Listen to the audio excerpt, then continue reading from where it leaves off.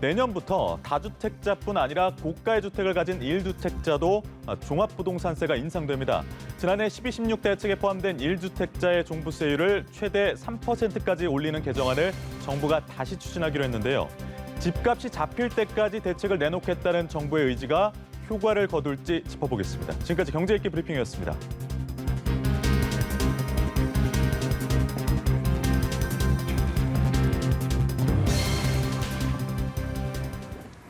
네, 보다 자세한 내용은 김대우의 경제읽기에서 살펴보겠습니다. 오늘도 김대우 박사 자리하셨습니다. 안녕하세요, 어서 오세요. 네, 반갑습니다. 네. 자, 바로 지난주 금요일이었습니다. 다주택자에 대해서 세금 부담을 늘리는 대책이 발표가 됐는데요. 근데 1주택자 한 채를 가지더라도 종부세를 올리는 방안이 다시 추진이 됩니다. 이게 올해 상반기 국회 문턱을 넘지 못했었는데 다시 추진이 되는 거잖아요. 그렇습니다. 정부가 이런 국민들에게 세금을 부과하는 이런 문제는 좀 일목요연하게 한꺼번에 발표했으면 국민들의 혼란이 훨씬 더 적을 것 같은데요. 네. 지난 금요일 날은 정부가 이 다주택자에 초점을 둬서 다주택자에 대한 최고 세율을 6% 올린다. 예. 그것이 종부세 인상안의 전부인 것처럼 이제 국민들은 그러니까요. 알고 있었거든요. 네. 그런데 이제 다시 정부는 지난번 12.16 대책, 그러니까 작년 12월 16일 날 원래 종부세를 한 차례 올리기로 했었습니다. 그런데 여야가 4.15 총선을 앞두고 서로 간에 갈등이 빚어지는 바람에 이 종부세 인상안을 통과시키지 못했어요. 네. 그 안에 1주택자에 대해서도 0.3%를 더 올린다는 안이 있었는데 그것도 다시 추진하겠다라고 이제 뒤늦게 수정을 함으로써 어쨌든 이 1주택자도 내년부터는 종부세를 종부세 그 세금 부담이 아주 크게 높아질 것으로 보입니다. 네, 이게 최대 0.3%포인트 오르는 거죠. 그렇습니다. 0.3%포인트인데요. 네. 이렇게 얘기하니까 현실감이 전혀 없잖아요. 예, 예를 좀 들어주세요. 예. 감사합니다. 그런데 예, 예. 그게 또 이게 사람들마다 자기가 가지고 있는 보유하는 주택 따라 세율이 다 다르기 때문에 그쵸. 일목요연하게 딱 비교하기는 거의 불가능합니다. 두 가지 예를 한번 시뮬레이션을 해봤는데요. 네. 하나는 서울 서초동에 112제곱미터, 그러니까 우리가 흔히 얘기하는 평수로 하면 36평 내지 7평 되는 아파트를 보유한 사람들의 경우에 올해 종부세가 977만 원 나갑니다. 그런데 1주택자의 경우죠. 근데 내년에 만약에 0.3%포인트가 더 오르면 이게 1,730만 원으로 오릅니다. 네. 약 한 850만 원 정도 오르고 금액으로는 2배 정도 오르게 되죠.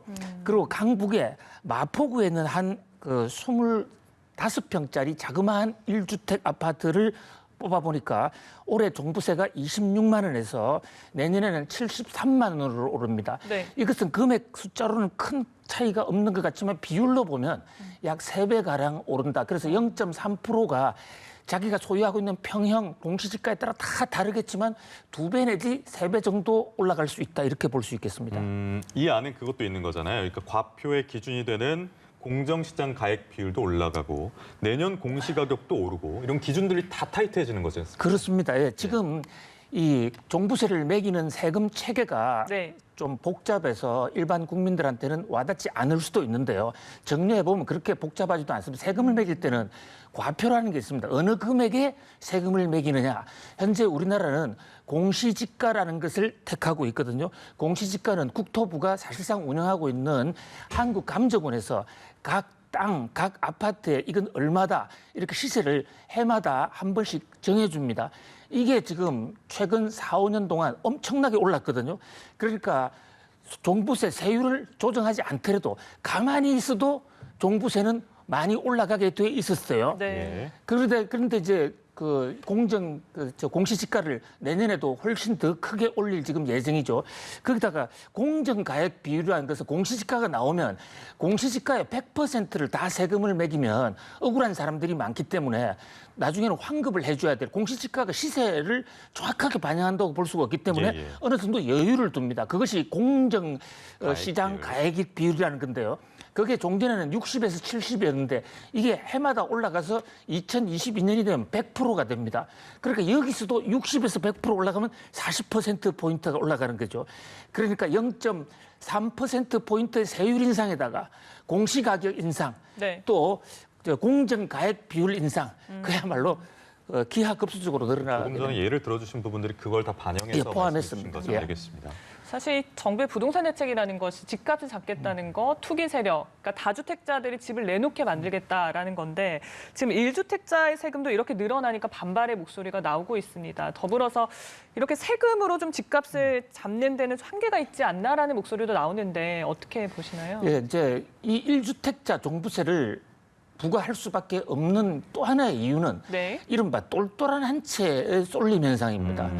다주택자만 종부세를 내게 되면 이를테면 수백억을 가진 한 채의 똘똘한 아파트, 우리 박병석 국회의장 같은 경우에도 집값이 지금 60억이 넘어가지 않았습니까? 네. 대전에 있는 집을 팔고 한 채로 줄어들면 그럼 종부세를 안 내도 되느냐, 이런 문제가 생기기 때문에 1주택자 종부세를 낼 수밖에 없는 이런 필요성도 있긴 있어요. 네. 그러나 이제 갑자기 세금이 많이 오르면 그에 대한 조세 제한과 국민들의 불편이 커지고, 또 지금 유행크님 이 지적해 주신 대로 이렇게 세금을 올려서 집값을 잡을 수만 있다면, 네. 그래서 우리나라 부동산 시장의 안정만 될 수 있다면 어느 정도 희생을 할 수도 있겠죠. 그러나 경제학 교과서에 그동안에 수백 년 동안 이 검증 결과로 보면은 세금을 올려서 집값을 잡은 사례는 여태까지 없습니다. 왜냐하면 세금을 예를 들어서 아까 서초동의 아파트처럼 970만 원에서 1,700만 원으로 2배를 올려도 한 해 1,000만 원 정도는 집값이 1,000만 원 이상 올라가 버리면 네. 여기서는 그러니까 결국은 가격의 전가가 되는 것이죠. 시장의 전가가 되기 때문에, 그리고 자기가 세금을 예를 들어서 1,000만 원, 2,000만 원 냈다 이러면 나중에 이 물건을 부동산을 팔 때 세금 낸 것까지 보상받고 싶어하는 그 심리가 사람 마음속에 들어가 있단 말이죠. 그래서 보다 근본적으로는 공급을 좀 확대해서 공급으로 물타기를 할 수 있다면은 어느 정도 세금 정책이 효과를 거둘 수도 있겠지만, 지금처럼 공급이 타이트한 상태에서 오히려 공급이 줄어들고 있는 상태에서 세금만 올려서 과연 집값을 잡을 수 있겠느냐, 이런 어떤 이제 비판적인 여론이 주류 경제학자 사이에서는 많이 나오고 있습니다. 네, 가격의 시장 전가 또 공급 문제 이런 부분을 짚어주셨는데 종부세 인상으로 인한 세수효가 1조 6천억 원가량으로 추정이 됩니다. 그러다 보니까 이게 정부의 세수 부족분을 좀 채우기 위한 거 아니냐라는 지적도 나오잖아요. 네, 저도 오늘 인터넷을 보고 깜짝 놀랐습니다만, 정부가 부동산 안정화 대책을 지난 금요일 날 발표했는데 이런 얘기가 있더라고요. 710 부동산 안정화 대책이라고 쓰고 읽기는 세금 폭탄이라고 읽는다. 뭐 이런 이제 국민들의 좀 네. 불편한 이런 얘기가 반영이 된 것 같아요. 지금 그래서 어쨌든 이 세금이 갑자기 늘어나는 것에 대한 좀 어떤 부담, 예. 그에 대한 어떤 좀 사회적으로 좀 불편한 그런 감이 좀 없지 않아 있기는 사실인 것 같습니다. 그러면 이에 대해서 정부는 어떻게 얘기를 하고 있나요?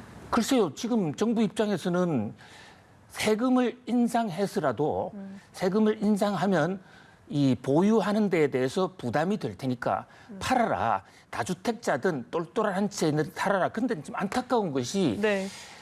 토끼를 몰더라도 갈 길을 좀 터주면서 퇴로를 만들어주면서 몰면 훨씬 더 잡기가 쉽거든요. 근데 이번에 이제 양도세도 올리고 또 취득세도 올리고 또 보유세도 올랐단 말이죠. 그런 면에서 이제 일각에서는 이번이 부동산 대책이 아니라 정부가 부족한 세수를 늘리기 위한 것이 아니냐. 지금 말씀하신 대로 이번 이 정책 하나로 1조 6천억 정도 세금이 더 그치거든요. 네. 그런데 이것을 만약에 세금을 견디지 못해서 팔면 양도소득세는 훨씬 더 많이 그칩니다. 예. 그래서 정부가 이번 정책으로 인해서 2조 원 정도의 가만히 앉아서 세수 증가 효과가 어쨌든 생겼다. 정부의 의도는 부동산 안정 대책이 있지만 네. 결과적으로는 세금이 더 많이 그치게 됐다, 이렇게 볼 수 있습니다. 알겠습니다. 다주택자들이 이제 뭐 대안이란 표현이 어떨진 모르겠습니다만 생각하시는 게 이제 증여를 하자.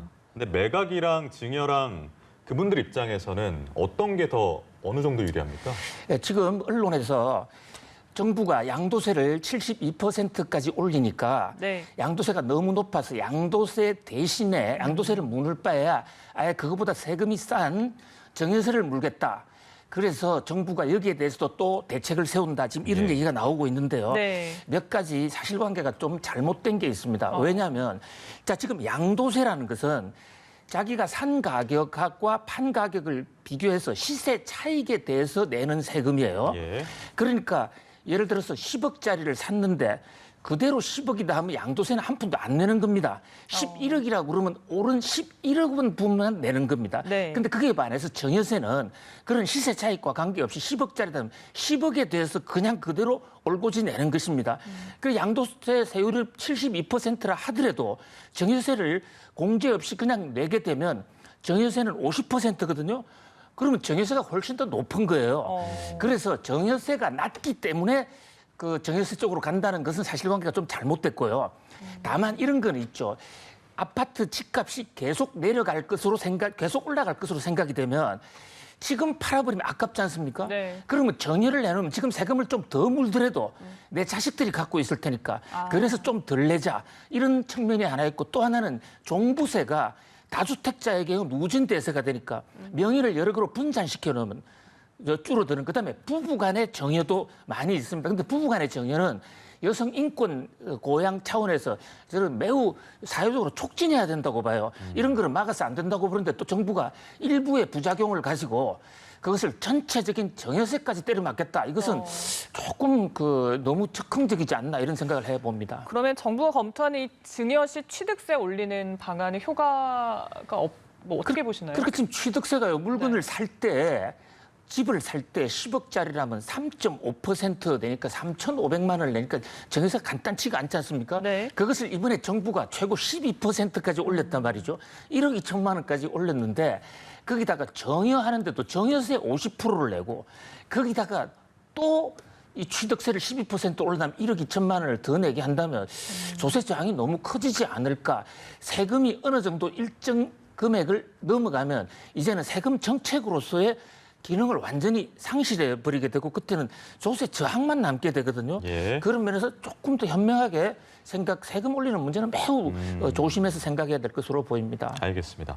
전셋값은 54주 연속 상승하고 있습니다. 이 세금 부담이 커지니까 세입자한테 그 부분을 좀 전가시키는 게 아니냐 이런 우려도 나옵니다. 그렇습니다. 예. 일단 세금을 많이 내게 되면 당장에 돈은 없고 그리고 내가 이 세금을 많이 낸 만큼 집이 그만큼 비싼 거니까 전세를 살더라도 너희들 좀 부담하라. 지금 이런 얘기는 지금 전세값이 고공행진을 하고 있는데 결과적으로 세금을 인상한 정책이 중산층 이 전세나 월세를 들고 있는 사람한테 피해를 줄 수 있다는 면에서 좀 걱정이 되는데요. 특히 지금 갑자기 세금을 내라 이러면 그 세금을 낼 수 있는 방법은 전세를 월세로 바꾸는 겁니다. 네. 그렇게 되면 월세로 바꾼다면 현찰이 직접 나가는 거기 때문에 중산층 부담이 더 커지거든요. 이제 그런 면에서 정부는 임대차 전월세 3법, 예. 3법을 같이 시행하자. 같이 시행하면 이제 전세값도 통제할 수 있다. 이렇게 생각해서 이번 7월 임시국회에서 임대차 3법도 같이 내놓을 것으로 보입니다만은 그게 또 나온다고 그러니까 네. 그 법이 나오기 전에 먼저 좀 가격을 그렇지. 올려버리자. 그러니까요. 이래서 지금 가격이 더 올라가고 있는 그야말로 두더지 게임 양상이 도처에서 지금 빚어지고 있는 그런 상황입니다. 네, 여기까지 김대우의 경제 읽기 김대우 박사와 함께했습니다. 고맙습니다. 네, 고맙습니다. 감사합니다.